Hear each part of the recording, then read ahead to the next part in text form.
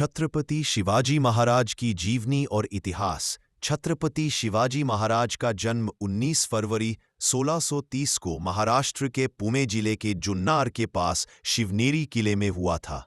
उनके जन्म ने एक ऐसी विरासत की शुरुआत की जिसने भारतीय इतिहास की दिशा को आकार दिया। Like and subscribe DK entertainment. Shivaji Maharaj के पिता शहाजी भोंसले मराठा वंश से थे और बीजापुर की आदिल शाही सल्तनत के एक प्रमुख सैन्य नेता के रूप में कार्यरत थे। उनकी मां जीजाबाई एक साहसी और प्रभावशाली महिला थीं। उनके बड़े भाई संभाजी शाहाजी भोंसले ने शुरुआती मराठा अभियानों और प्रशासन में महत्वपूर्ण भूमिका निभाया। शाहाजी की दूसरी पत्नी तुकाबाई मोहिते से शिवाजी महाराज के सौतेले भाई थे, जिनका नाम वेंकोजी महाराज था। वेंकोजी महाराज ने वर्तमान तमिलनाडु के तंजावुर में मराठा साम्राज्य की स्थापना किया था। छत्रपति शिवाजी महाराज ने अपने जीवनकाल में कई विवाह किए थे। साईबाई निंबालकर उनकी पहली पत्नी और उनके सबसे बड़े बेटे संभाजी महाराज की मां थीं। उनका विवाह 1640 में हुआ था, जब वे लगभग 10 वर्ष के थे। साईबाई उनकी दूसरी पत्नी तथा उनके बेटे राजाराम महाराज की मां थी, जो बाद में संभाजी महाराज के बाद मराठा शासक बने। साईबाई निंबालकर और साईबाई के अलावा शिवाजी महाराज की अन्य पत्नियां और उपपत्नी थीं, जैसा कि उस समय राजघरानों में आम था। इनमें से कुछ विवाह राजनीतिक गठबंधन थे। Like and subscribe DK entertainment. शिक्षा और प्रशिक्षण। छत्रपति शिवाजी महाराज अपनी रणनीतिक प्रतिभा और प्रशासनिक कौशल के लिए जाने जाते हैं। उन्होंने ऐसी शिक्षा और प्रशिक्षण प्राप्त किया जिसने एक नेता के रूप में उनकी क्षमताओं को गहराई से आकार दिया। उनकी प्रारंभिक शिक्षा उनकी मां जीजाबाई ने दी। उन्होंने शिवाजी को मराठा विरासत, हिंदू संस्कृति और मूल्यों के बारे में बताया, साथ ही धार्मिक शिक्षा और नैतिक सिद्धांत से भी अवगत कराया। छत्रपति शिवाजी महाराज की सैन्य रणनीतियां। छत्रपति शिवाजी महाराज अपनी अभिनव सैन्य रणनीतियों के लिए प्रसिद्ध है, जिसकी बदौलत वे बहुत मजबूत विरोधियों के खिलाफ मराठा साम्राज्य की स्थापना और विस्तार करने में सक्षम हुए। 1. गुरिल्ला युद्ध। शिवाजी और उनकी मराठा सेना गुरिल्ला रणनीति में माहिर थी, जिसमें तेज और आश्चर्यजनक हमले, घात लगाना और हिट एंड रन रणनीति शामिल थी। 2. रणनीतिक किलेबंदी। शिवाजी ने क्षेत्रों की रक्षा करने के लिए किलों के रणनीतिक महत्व को पहचाना। उन्होंने रणनीतिक स्थानों पर बड़े पैमाने पर किलों का निर्माण और किलेबंदी की। नौसेना रणनीति। शिवाजी महाराज तटीय क्षेत्रों और समुद्री व्यापार को नियंत्रित करने के लिए नौसेना शक्ति बनाया। साथ ही उन्होंने एक दुर्जेय नौसेना का निर्माण किया। 4. सैन्य खुफिया। उन्होंने अपने दुश्मनों के बारे में खुफिया जानकारी इकट्ठा करने पर बहुत जोर दिया। उन्होंने दुश्मन की हरकतों, ताकत और कमजोरियों के बारे में जानकारी इकट्ठा करने के लिए जासूसों को नियुक्त किया। 5. प्रौद्योगिकी का अनुकूलन। शिवाजी ने अपनी सेना में आग्नेयास्त्रों, तोपखाने और घुड़सवार सेना को शामिल किया, जो पारंपरिक मराठा ताकत को आधुनिक सैन्य तकनीकों के साथ जोड़ा। Like and subscribe DK entertainment. Shivaji Maharaj की प्रमुख उपलब्धियां। शिवाजी महाराज का इतिहास उनके कई महत्वपूर्ण उपलब्धियां को बताता है, जिनका प्रभाव भारत के इतिहास और संस्कृति पर देखा जा सकता है। शिवाजी का प्राथमिक लक्ष्य मराठा लोगों के लिए स्वराज या स्वशासन स्थापित करना था, जो बाहरी वर्चस्व से मुक्त हो। उन्होंने आदिल शाही सल्तनत और मुगल साम्राज्य के प्रभुत्व को सफलतापूर्वक चुनौती दी। दक्कन क्षेत्र के मध्य में एक स्वतंत्र मराठा साम्राज्य की स्थापना की। अपने राज्य के क्षेत्र का काफी विस्तार किया, जिससे वर्तमान महाराष्ट्र, कर्नाटक और मध्य प्रदेश के कुछ हिस्सों शामिल थे। शिवाजी महाराज ने तटीय क्षेत्रों और समुद्री व्यापार को सुरक्षित रखने के लिए नौसेना शक्ति का निर्माण किया। उन्होंने एक मजबूत नौसेना बेड़ा विकसित किया, जिसने तटीय किलों को सुरक्षित रखने और दुश्मन के व्यापार मार्गों को रोकने का काम किया। उन्होंने पुर्तगालियों, जंजीरा के सिद्दियों और अन्य तटीय शक्तियों के खिलाफ सफल नौसैनिक अभियान चलाए, जिससे अरब सागर में मराठा प्रभुत्व स्थापित हुआ। उन्होंने समुद्री व्यापार को सुरक्षित रखने और नौसैनिक आक्रमणों से बचाव के लिए सिंधुदुर्ग और विजयदुर्ग जैसे कई तटीय किलों की किलेबंदी की। शिवाजी महाराज ने कुशल शासन के उद्देश्य से कई प्रशासनिक सुधार किए। उन्होंने राजस्व संग्रह की एक ऐसी प्रणाली लागू की जो निष्पक्ष और कुशल थी, जिससे उनके राज्य के अंदर आर्थिक स्थिरता आया।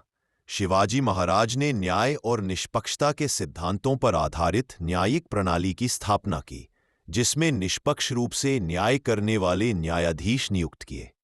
शिवाजी ने अपने राज्य के अंदर कई समुदायों के बीच सद्भाव को बनाए रखते हुए धार्मिक सहिष्णुता और विविधता को उजागर किया।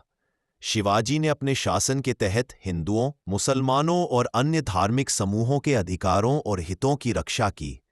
1674 में शिवाजी महाराज ने एक स्वतंत्र शासक के रूप में भव्य तरीके से सिंहासन पर बैठने का कार्य किया। उस समय दबे कुचले हिंदू समुदाय ने उन्हें अपने महान नेता के रूप में स्वीकार कर लिया। उन्होंने लगभग 6 वर्षों तक अपने क्षेत्र का शासन अपने 8 मंत्रियों के मंत्रिमंडल के माध्यम से किया। छत्रपति शिवाजी महाराज, जो एक समर्पित हिंदू थे और अपने धर्म के रक्षक होने पर गर्व महसूस करते थे, ने एक महत्वपूर्ण आदेश देकर परंपरा को तोड़ने का साहस दिखाया। उन्होंने यह निर्देश दिया कि उनके 2 रिश्तेदार, जिन्हें जबरन इस्लाम में परिवर्तित किया गया था, को पुनः हिंदू धर्म में वापस लाया जाए। यह कदम न केवल उनके धार्मिक विश्वास को दर्शाता है, बल्कि यह भी बताता है कि वे अपने समुदाय के प्रति कितने समर्पित थे। शिवाजी महाराज का यह निर्णय उनके नेतृत्व की महानता और उनके धर्म के प्रति उनकी निष्ठा को उजागर करता है, जिससे उन्होंने अपने समय के हिंदू समाज में एक नई जागरूकता और आत्मसम्मान की भावना को जन्म दिया। भले ही ईसाई और मुसलमान दोनों ही अक्सर अपने पंथों को आबादी पर जबरन थोपते रहे, लेकिन उन्होंने दोनों समुदायों की मान्यताओं का सम्मान किया और उनके धार्मिक स्थलों की रक्षा की। हिंदुओं के साथ साथ कई मुसलमान भी उनकी सेवा में थे। अपने राज्याभिषेक के बाद उनका सबसे उल्लेखनीय अभियान दक्षिण में था। इस अभियान के दौरान उन्होंने सुल्तानों के साथ गठबंधन किया और पूरे उपमहाद्वीप पर अपना शासन फैलाने रोक लिया। शिवाजी महाराज के प्रमुख किले रायगढ़ किला ऐतिहासिक रूप से बहुत महत्वपूर्ण है, क्योंकि यह शिवाजी के शासन के दौरान मराठा साम्राज्य की राजधानी हुआ करता था। महाराष्ट्र के सह्याद्री पर्वत में स्थित रायगढ़ किला प्राकृतिक सुरक्षा प्रदान करता था। यहीं पर 1674 में शिवाजी महाराज का छत्रपति के रूप में राज्याभिषेक हुआ था, जिसे मराठा इतिहास में महत्वपूर्ण समय माना जाता है। सिंहगढ़ किला, जिसे कोंडाना किला भी कहा जाता है, शिवाजी से जुड़ा एक और प्रमुख किला है।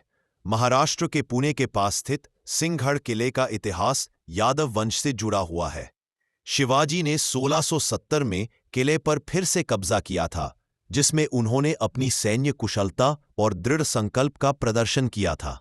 प्रतापगढ़ किला महाराष्ट्र के महाबलेश्वर के पास स्थित है और यह 1649 में शिवाजी महाराज और अफजल खान के नेतृत्व वाली आदिल शाही सेना के बीच लड़े गए प्रतापगढ़ युद्ध के लिए प्रसिद्ध है। यह किला ऐतिहासिक महत्व रखता है क्योंकि प्रतापगढ़ में शिवाजी की जीत ने उनके सैन्य करियर में एक महत्वपूर्ण मोड़ ला दिया और एक दुर्जेय योद्धा के रूप में उनकी प्रतिष्ठा को मजबूत किया। किले में देवी भवानी माता का एक मंदिर है, जिन्हें शिवाजी पूजते थे। Like and subscribe. DK entertainment. Shivaji Maharaj के महत्वपूर्ण युद्ध 10 नवंबर 1649 में महाराष्ट्र के सतारा शहर के पास प्रतापगढ़ के किले में शिवाजी और आदिल शाही सेनापति अफजल खान की सेनाओं के बीच लड़ाई हुई। 28 दिसंबर 1649 में महाराष्ट्र के कोल्हापुर शहर के पास शिवाजी और आदिल शाही सेनाओं के बीच लड़ाई हुई। 13 जुलाई 1660 को महाराष्ट्र के कोल्हापुर शहर के पास विशालगढ़ किले के आसपास के पहाड़ी दर्रे पर पावनखिंड की लड़ाई मराठा सरदार बाजी प्रभु देशपांडे और आदिल शाह के सिद्दी मसूद के बीच लड़ाई हुई। मराठा साम्राज्य और मुगल साम्राज्य के बीच वर्ष 1660 में चाकन की लड़ाई हुई। 1683 के बीच लड़ी गई, जिसमें मुगल साम्राज्य के बहादुर खान ने मराठा सेना को हराया और कल्याण पर कब्जा किया। 1669 में मुगल और मराठा साम्राज्यों के बीच भूपालगढ़ की लड़ाई लड़ी गई, जिसमें मुगल ने मराठों को हराया। 1669 में मुगल साम्राज्य और मराठा साम्राज्य के बीच संगमनेर की लड़ाई हुई। यह शिवाजी की आखिरी लड़ाई थी। छत्रपति शिवाजी महाराज की मृत्यु 3 अप्रैल 1680 को हुई थी। छत्रपति शिवाजी महाराज मृत्यु के समय उम्र में 52 वर्ष के रहे होंगे। उनकी मृत्यु भारतीय इतिहास की एक महत्वपूर्ण घटना थी। कुछ लोग उनकी मृत्यु का कारण बीमारी को मानते हैं, तो कुछ लोग जहर को कारण मानते हैं।